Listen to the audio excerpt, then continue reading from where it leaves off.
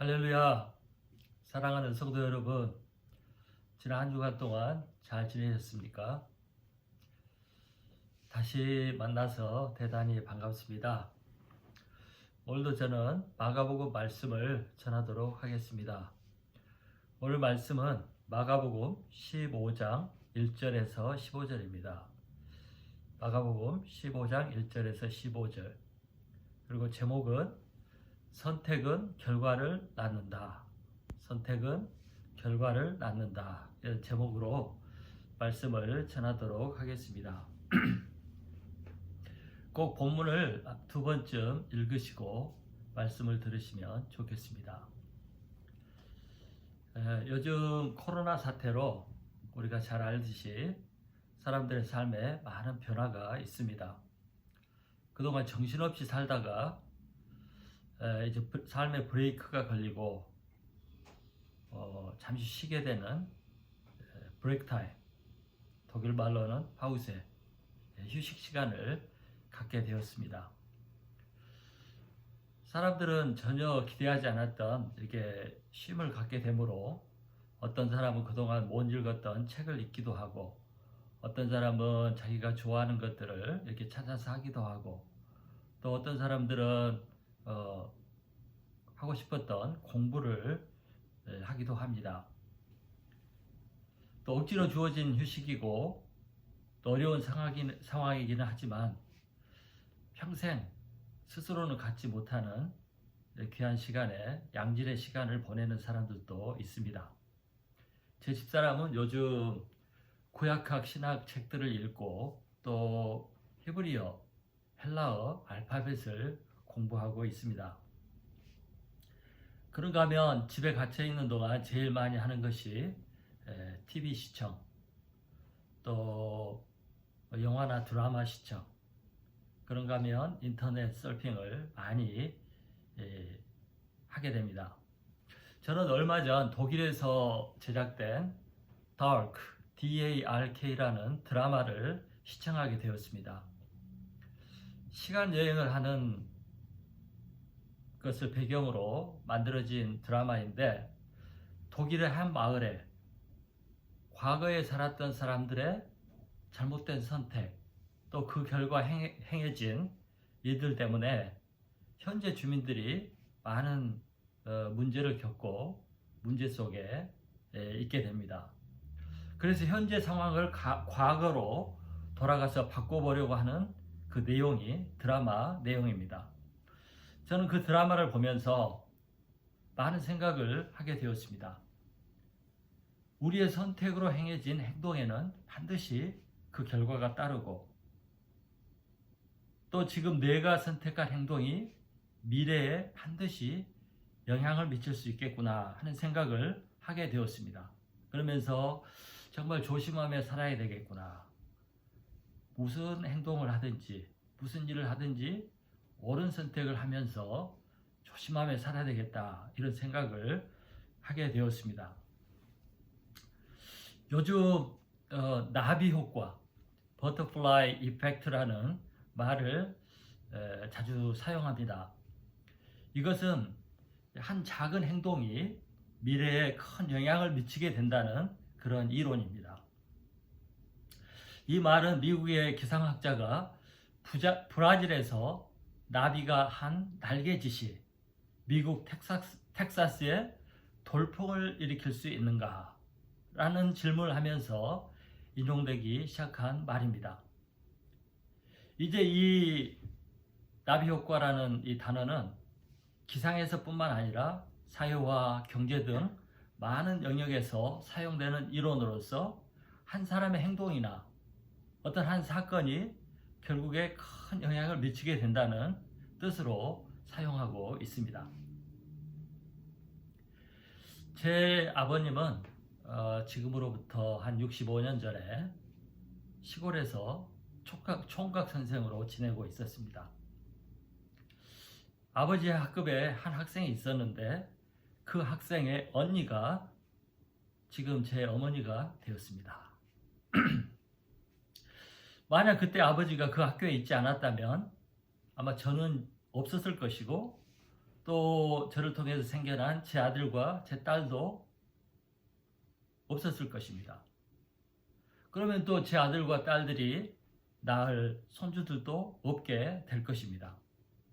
그동안 제가 살면서 끼쳤던 모든 영향, 좋은 것이든 나쁜 것이든 이 모든 것이 사라지게 될 것입니다.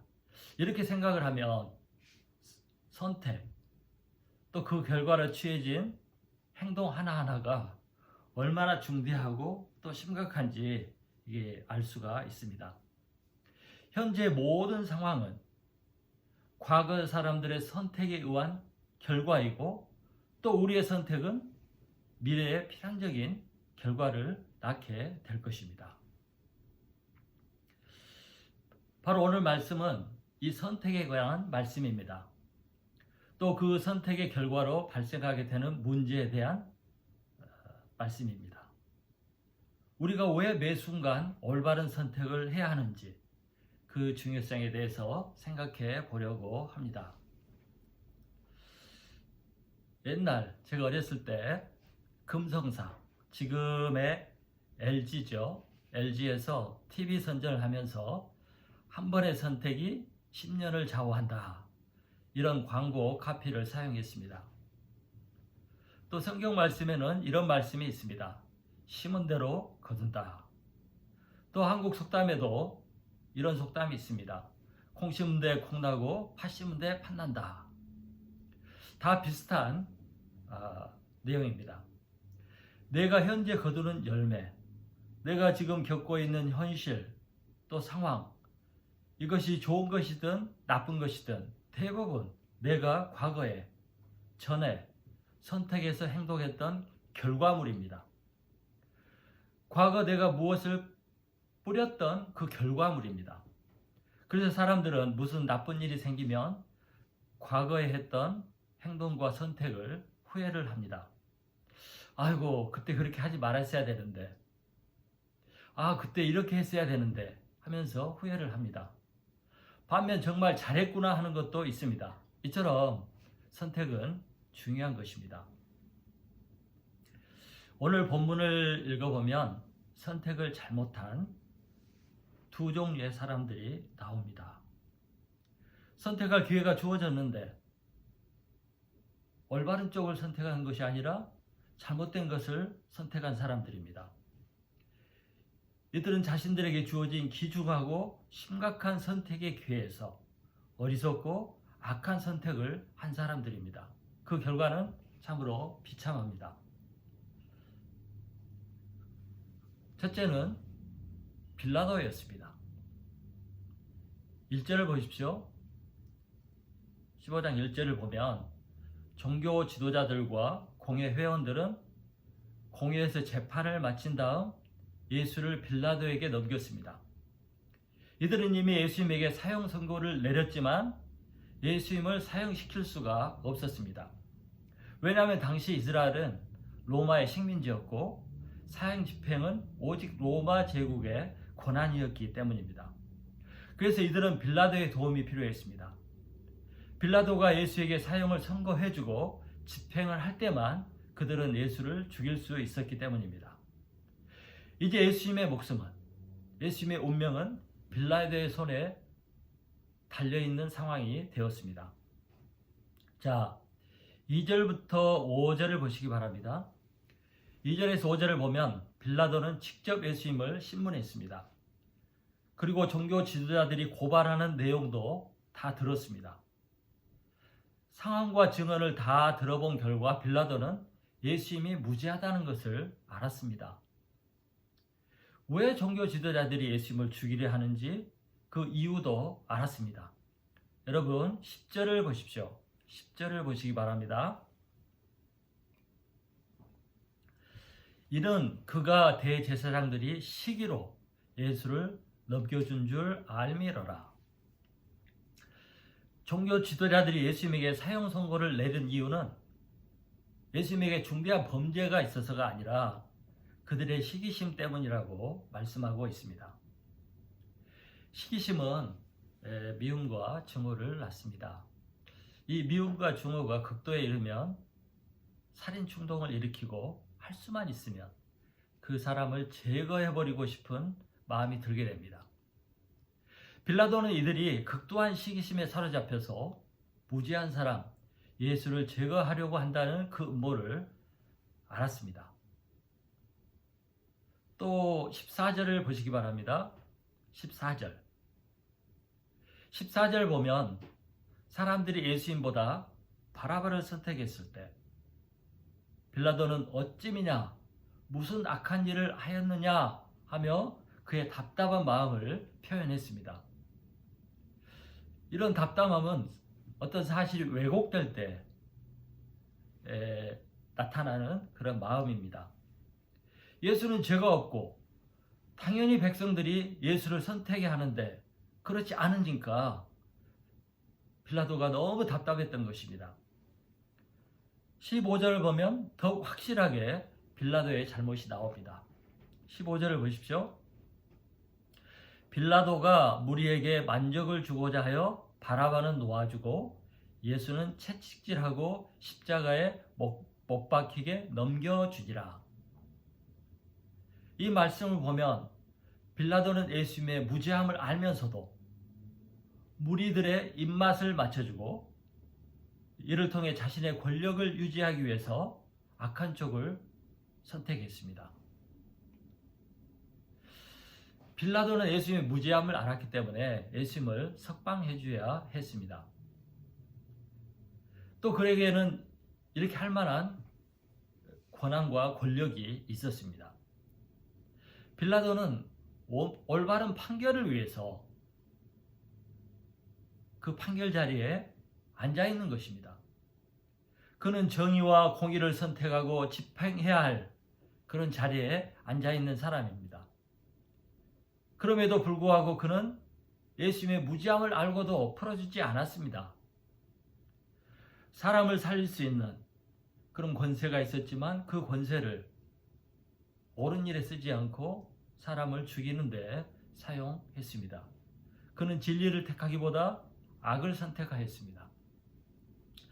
결국 빌라도의 선택으로 말미암아 예수님은 십자가에 못 박혀 죽게 되었습니다. 빌라도는 무지한 하나님의 아들을 죽이는 엄청난 범죄를 저지르게 되었습니다. 그는 하나님의 백성들, 우리 기독교인들이 매 주일마다 고백하는 그 신앙 고백에 악인으로 불리워지는 불쌍한 자가 되었습니다. 빌라도에게 고난을 받으사 십자가에 못 박혀 죽으시고 우리는 매주일 이것을 외웁니다. 스위스 루체른이라는 영어로는 루선이죠. 루체른이라는 도시에 가면 필라투스 마운틴이 있습니다. 빌라도 산입니다. 이 산은 올라가면 일기가 급변하고 험해서 악명 높은 산이라고 해서 그의 이름을 빌라도 산이라고 이렇게 불렀다고 합니다. 결국 빌라도는 악인의 대명사가 되고 말았습니다. 두 번째는 무리들입니다. 그 당시 유대 풍습에는 명절이 되면 백성들의 요구를 따라 죄수한 사람을 풀어주는 전통이 있었습니다. 그래서 빌라도는 이것을 이용해서 예수님을 풀어주고자 예수님과 바라바라는 두 죄수를 세웠습니다. 그리고 백성들에게 선택권을 주었습니다. 빌라도가 이렇게 한 것은 백성들이 당연히 예수를 선택하리라고 생각한 것 같습니다. 그리고 누가복음에 보면 이 바라바는 사람을 죽인 살인자였습니다. 그렇기 때문에 더더욱 백성들이 예수님을 선택하리라고 생각을 했습니다. 또 대부분의 그 이스라엘 백성들은, 그 당시 이스라엘 백성들은 예수가 나쁜 사람이 아니라는 것, 또 그간 소문과 그들의 경험을 근거로 할 때 예수님이 좋은 분이라는 것을 충분히 알고 있었습니다. 그렇다면 백성들은 당연히 바라바보다 예수를 선택해야 했습니다. 그것이 당연한 일입니다. 그러나 백성들은 예수를 버리고 바라바를 선택했습니다. 선한 사람을 버리고 악한 사람을 택했습니다. 이들이 이런 선택을 한 이유를 성경은 이렇게 말하고 있습니다. 여러분 11절을 보십시오.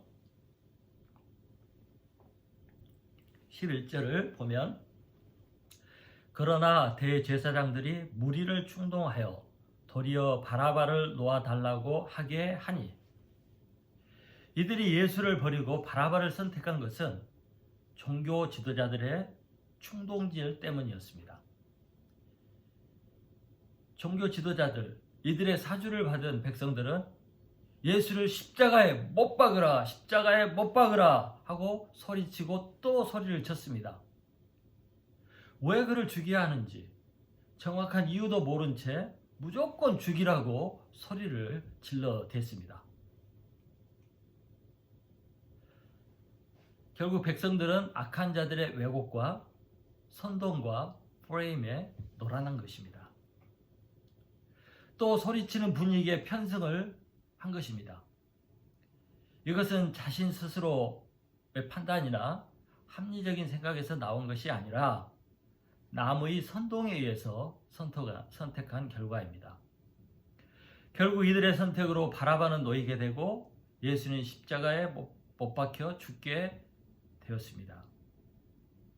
이들의 잘못되고 어리석은 선택은 예수를, 하나님의 아들 예수를 십자가에 못 박아 죽이는 무서운 결과를 낳고 말았습니다.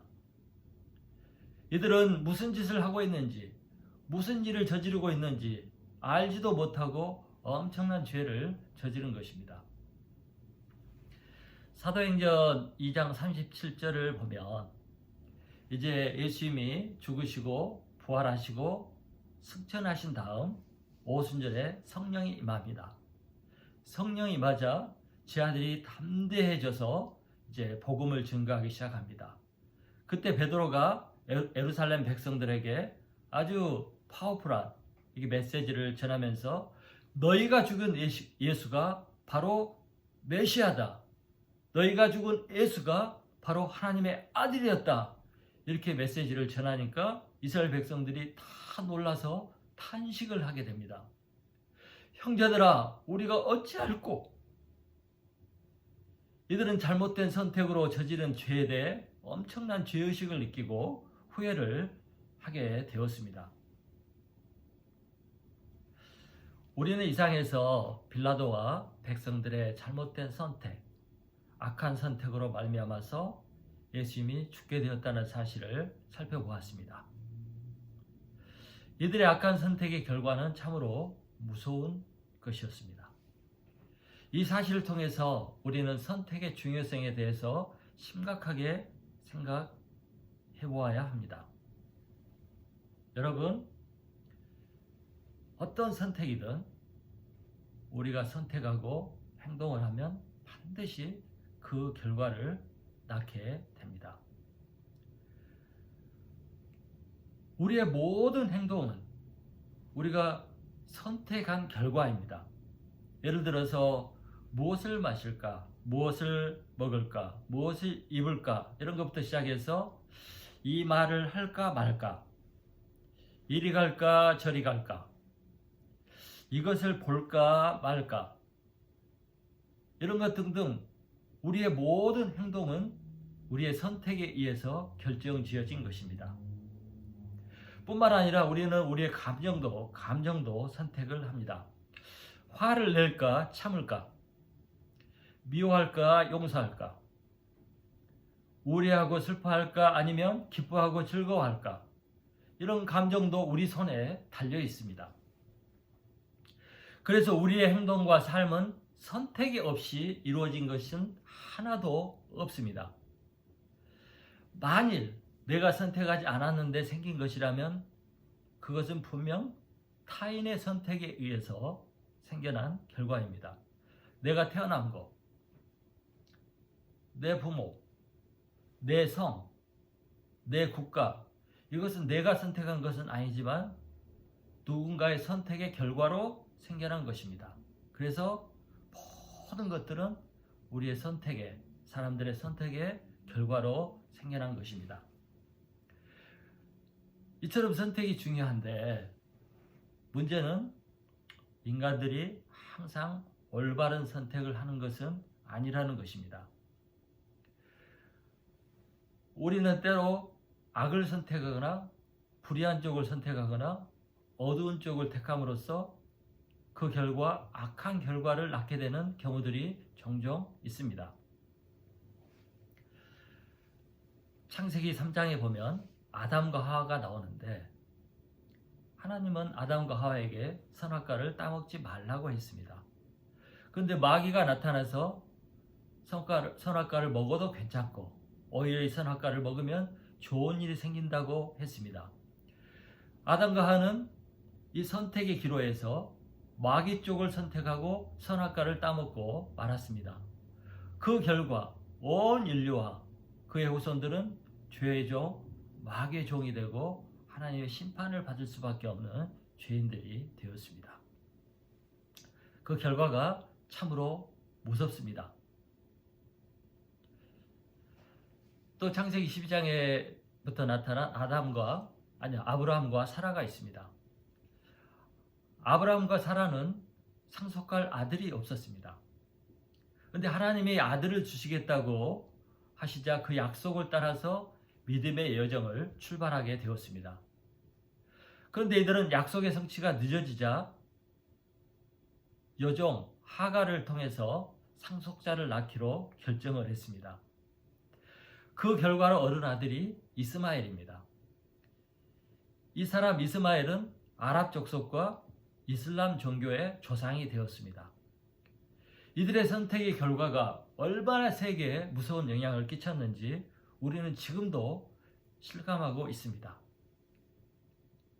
아브라함과 사라가 이런 선택을 하지 않았다면 이스마엘은 태어나지 않았을 것이고 이슬람이라는 종교는 생겨나지 않았을 수도 있었습니다. 빌라도와 무리들은 올바른 선택을 할 수 있었지만 그들은 악한 쪽을 선택하고 결국 하나님의 아들을 죽이는 결과를 초래하고 말았습니다. 그러면 왜 이들은 이런 선택을 했을까요? 그리고 왜 사람들이 선택의 순간에 섰을 때 올바른 선택을 하지 못하고 어리석고 미련하고 악한 선택을 할까요? 본문을 보면 그 이유를 알 수 있습니다.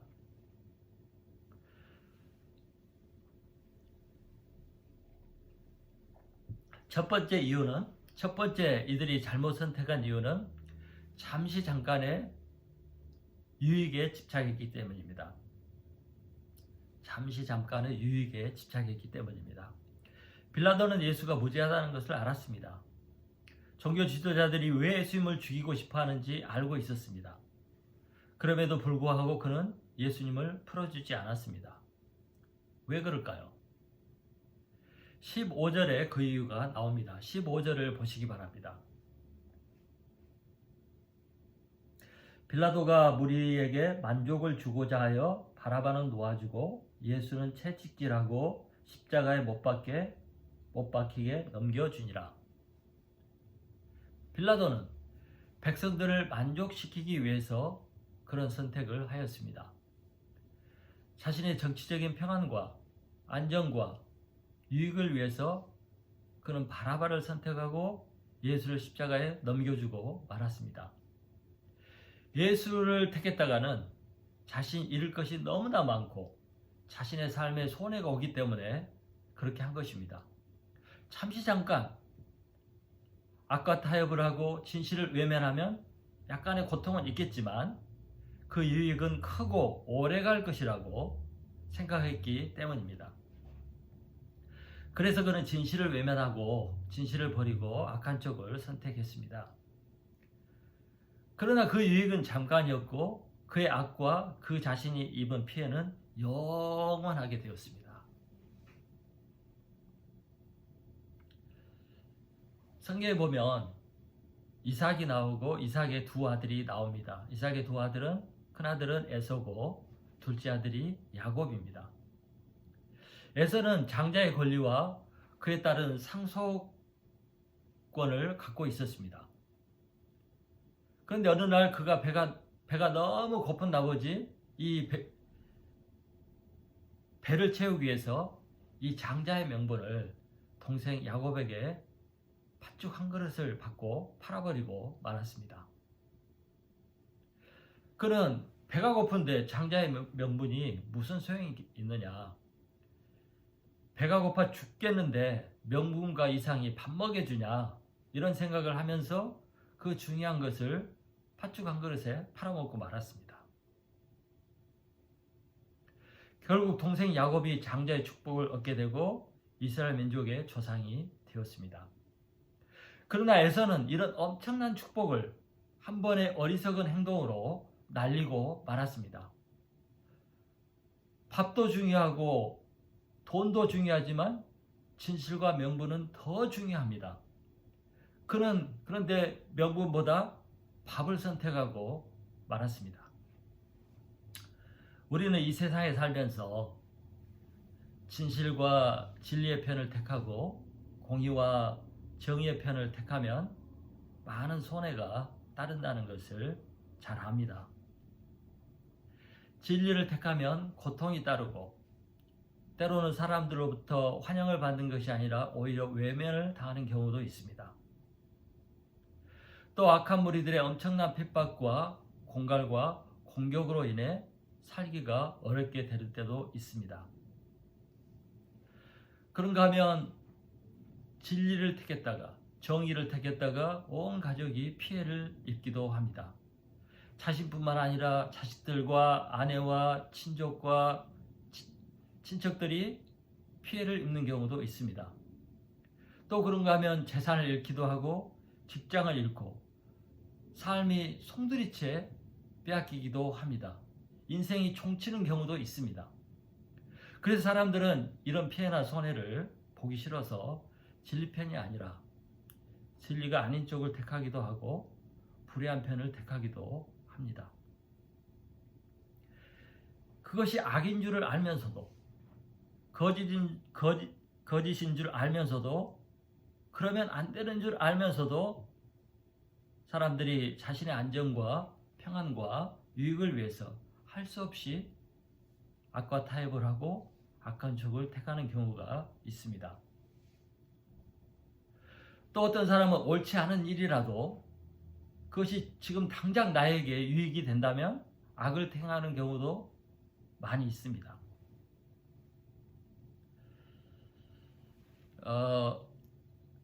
초등학교, 중학교, 고등학교 이 어린 학생들이 다니는 학교에 가면 가끔 bully들이 있습니다. bully, 그 학생들을 괴롭히는 그 나쁜 학생들이죠. 이런 bully들이 있습니다. 이 애들은 꼭 약한 아이들이나 부족한 아이들을 선택해서 이짐에 괴롭힘을 가합니다.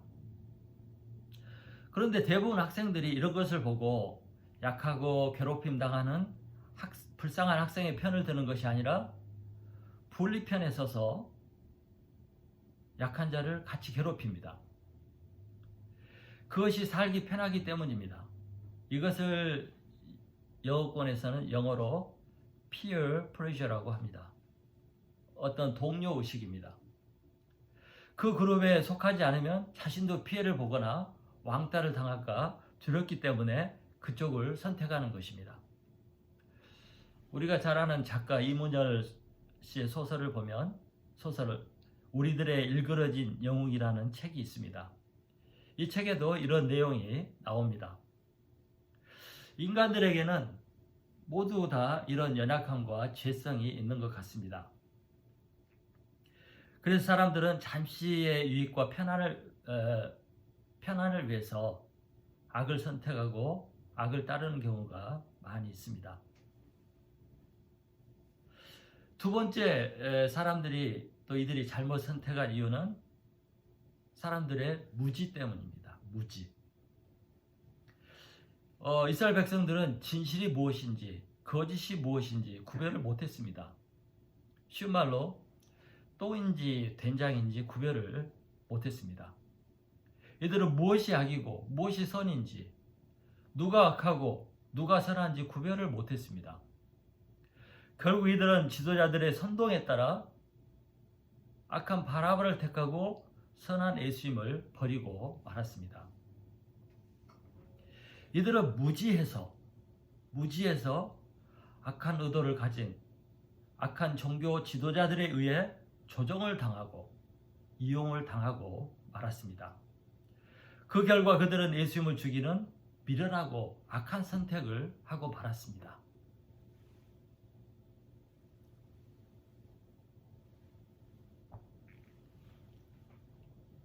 여러분, 이처럼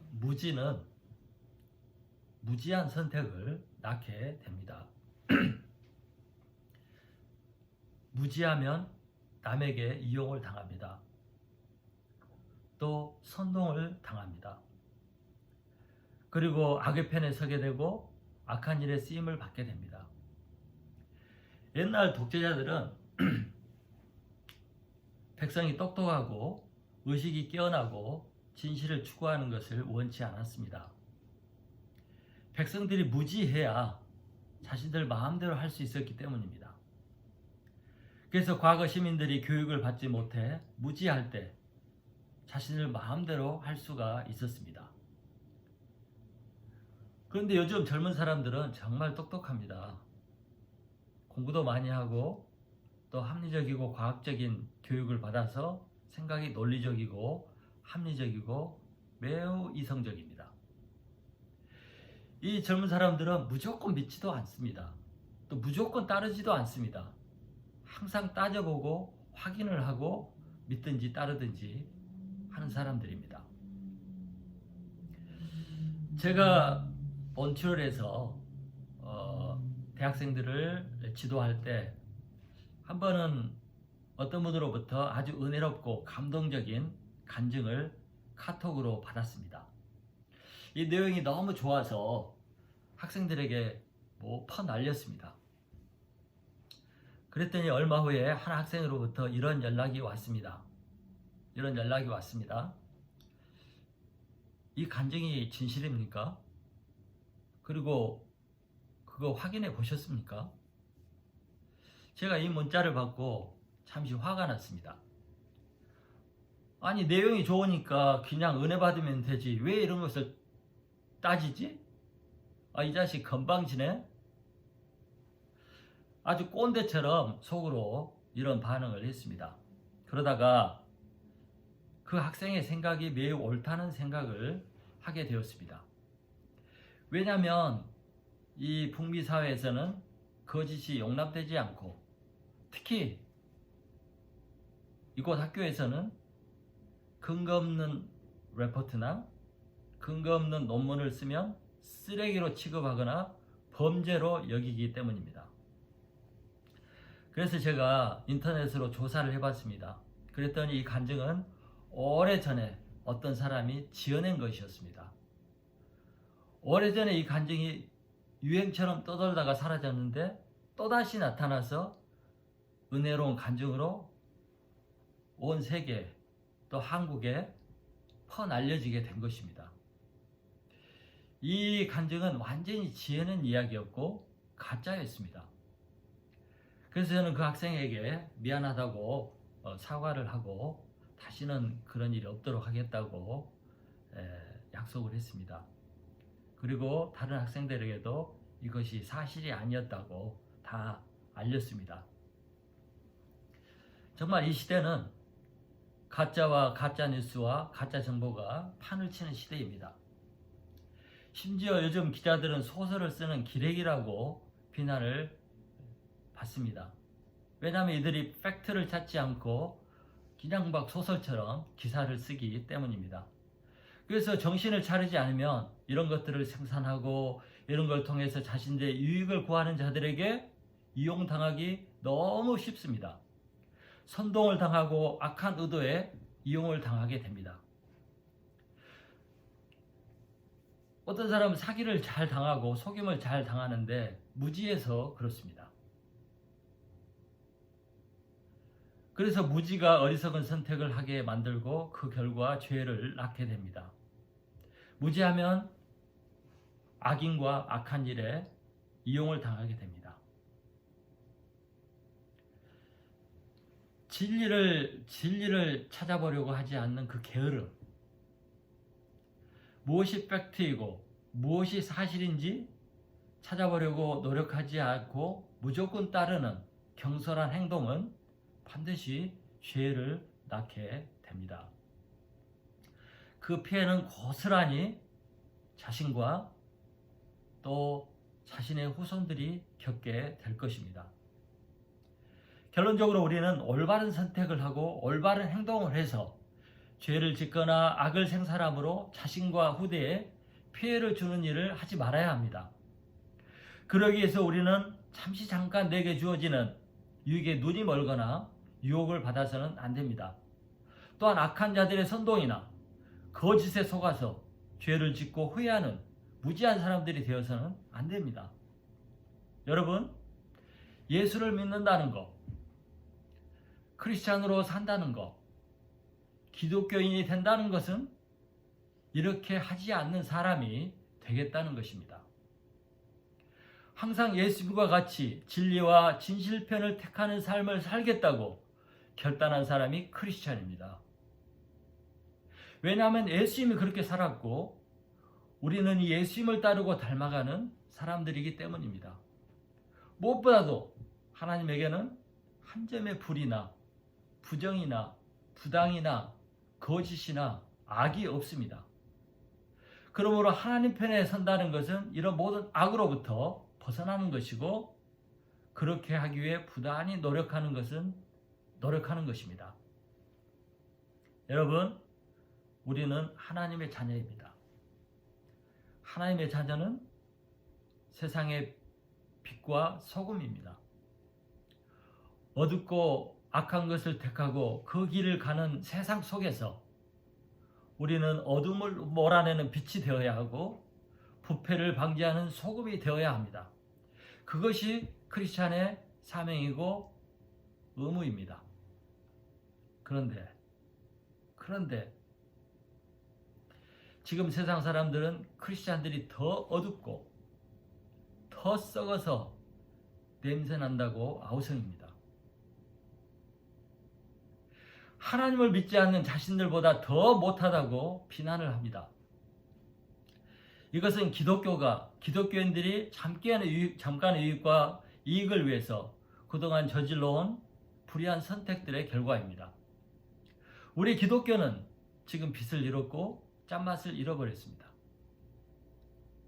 사람들은 크리스찬들의 말을 들으려고 하지를 않습니다. 목사들의 신뢰도는 직업 중에서 제일 낮습니다. 그런데 우리 기독교인끼리 우리는 잘하고 있다고 자화자찬을 하고 있는 슬픈 현실을 보고 있습니다. 지금은 이때는 우리 크리스찬들이 우리 기독교가 사회와 세상의 빛과 소금의 역할을 하기 위해서 자신의 유익이나 이익을 포기하고 다시 일어나야 할 때입니다.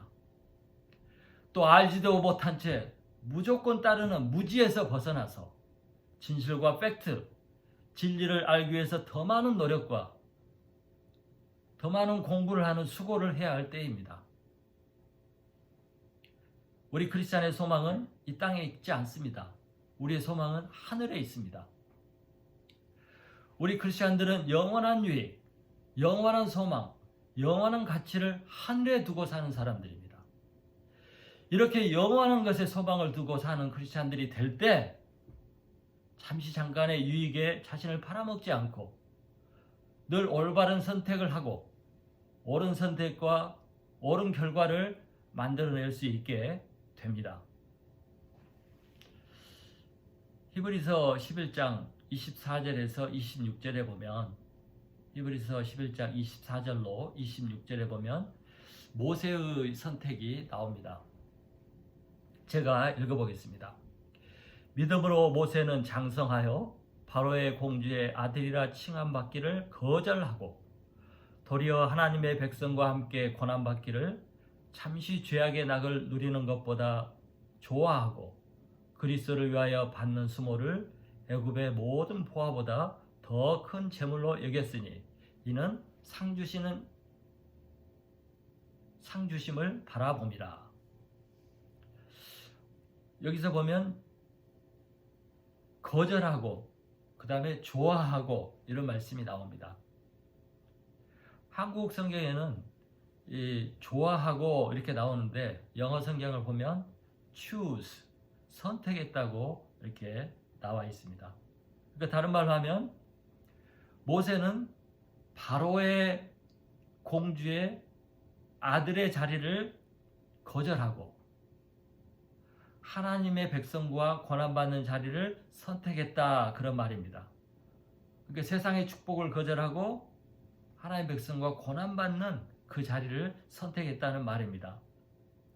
그는 잠시 잠깐의 유익, 세상의 복을 거절하고 영원한 하나님의 복을 선택을 했습니다. 이런 모세의 선택에는 고난이 따르고 온갖 수고와 아픔과 고통이 있었지만 지금 어느 누구도 모세가 어리석은 선택을 했다고 하는 사람이 한 사람도 없습니다. 그는 잠시 손해를 보고 힘들었지만 가장 현명한 선택, 가장 탁월한 선택을 한 사람입니다. 우리가 잘 아는 마틴 루터, 존 칼빈, 존 버년, 존 위클리프, 보네퍼, 순교자 폴리캅, 주기철 목사, 수많은 우리 신앙의 선배들이 모두 진실과 진리를 택함으로 쫓겨다니고 도망다니고 숨고 또 죽임을 당하는 고난을 받았습니다. 그러나 어느 누구도 이들이 어리석다고 잘못된 선택을 했다고 하는 사람이 없습니다. 잘했다고, 훌륭하다고, 위대하다고 칭찬을 합니다. 하나님과 예수님이 우리에게 요구하는 것은 충성입니다. 충성이라는 것은 무조건 일을 열심히 하는 거, 많이 하는 거, 이런 것을 말하지 않습니다. 그것도 해당이 되겠죠. 진짜 충성이라는 것은 진리 편에 서는 거, 진리에서 떠나지 않는 거, 진실과 진리를 끝까지 지키는 것을 충성이라고 말합니다. 사랑하는 성도 여러분, 우리는 살아있는 동안 앞으로 계속해서 매 순간 선택을 하며 살아야 합니다. 우리가 우리의 생활 속에서 옳은 것을 선택하고 진리를 선택하고 진실을 선택하는 것은 아주 작은 일일 수 있습니다. 그래서 어떤 사람들은 이 작은 선택이 과연 세상과 사회와 교회에 어떤 변화나 영향을 줄 수 있을까, 이런 의문을 갖는 사람들도 있습니다. 그러나 나비 효과처럼, 버터플라이 이펙트처럼 작지만 올바른 나의 선택이 앞으로 그리고 후대에 엄청난 결과를 만들어낼 수 있습니다. 세상을 아름답고 깨끗하고 정의롭게 변화시킬 수 있습니다. 또 무너지고 망가져버린 우리 기독교의 교회의 명예를 다시 회복시킬 수 있습니다. 이것은 우리의 선택에 달려 있습니다. 말 한마디를 해도 사랑의 말을 하기로 선택하고, 감정이 폭발할 지경이 돼도 참는 쪽을 택하기로 선택하고, 조금 손해가 있어도 남의 유익을 위해 손해를 선택하고, 남의 흉을 보고 비난하고 싶어도 오히려 칭찬하기로 선택을 하고, 불의가 아니라 공의와 정의, 진리를 선택하는 등 우리가 할 수 있는 수많은 좋은 선택이 있습니다. 우리의 이런 선택이 반드시 내일 그리고 장래에 좋은 영향을 만들어낼 것입니다. big difference를 만들 수 있습니다. 사랑하는 성도 여러분, 선택은 반드시 결과를 낳습니다. 그래서 우리는 반드시 옳은 선택을 해야 합니다. 이 시간 이후 진실과 진리, 공의와 정의, 그리고 예수님의 길과 하나님의 길을 선택하기 위해서 매일 작은 몸부림을 치고 그 길을 가기 위해 희생과 결단을 하는 저와 여러분이 되기를 간절히 축원합니다. 아멘. 예. 한 주간 잘 지내시고 다음 주에 또 뵙도록 하겠습니다. 안녕히 계십시오.